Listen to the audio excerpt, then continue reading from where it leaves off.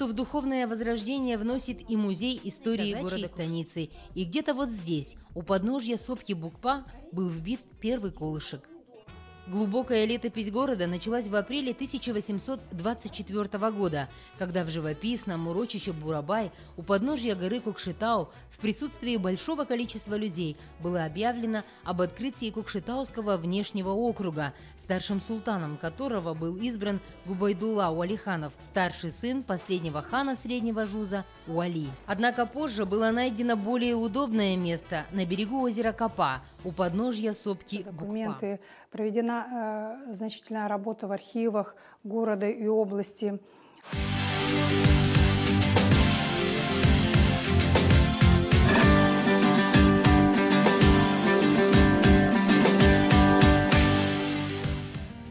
Ата-бабаларымыз ерте кезден-ақ ұлт тұрмысында қолданылатын ас ыдыстарына аса мән беретін болған. Олар ыдысты көбіне ағаштан, мал терісінен, металдан және саз балшықтан жасаған. Көшпенділік өмір салтына байланысты қазақтардың ыдыс аяқтары алғашқыда тек ағаштан жасалған, себебі азық салуға және ас дайындауға сынбайтын ыдыс тарихы музейінде еліміздің бағдарламасы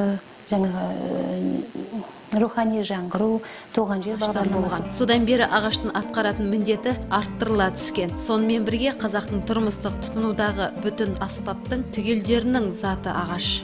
Ертеде қазақтың баспанасы киіз үйінен бастап қарапайым қасығына дейін ағаштан жасалған. Қақпайтын болып бірігіп жақсы болады екен, соғысты абдан майланады. История этого экспоната сама по себе интересна. Бұл жәдігердің тарихы өз алдына қызық. Біздің мұражайға ол бірнеше жыл қойылған еді. 30 жылдары жасалған қол диірменді Щучинск қаласының тумасы Қайырдос Иманқұловтың өзі сонау 40 жылдарда болған соғыс қаттанып, қайта оралмаған. Сол қиыншылық заманда артында қалған жұбайы мен 11 баласы осы диірменнің арқасында аман қалды десе де болады.